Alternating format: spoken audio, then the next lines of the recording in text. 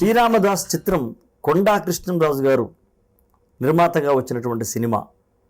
ఆ సినిమాకి నాతో ఒక పాట రాయిద్దామని పిలిచారు రాఘవేంద్రరావు గారు. శ్రీరామదాస్ సంగతి నీకు తెలుసు కదా అన్నాడు. తెలుస్తారన్నాను. ఏం లేదు, నాగార్జున గారు అక్కడి నుంచి తహసీల్దార్గా అపాయింట్మెంట్ అయ్యి ఒక గుర్రపు జట్కా మీద వస్తున్నారు.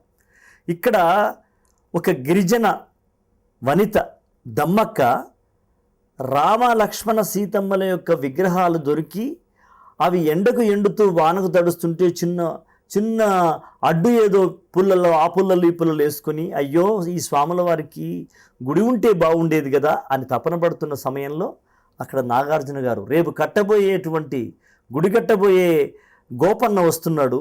ఆ వస్తున్నందుకు ప్రకృతి లోపల ఒక విచిత్రమైనటువంటి మార్పులు జరుగుతున్నాయి. దమ్మక్క కళ్ళల్లో దమ్మక్కకేదో శుభశకునాలు గోచరిస్తున్నాయి.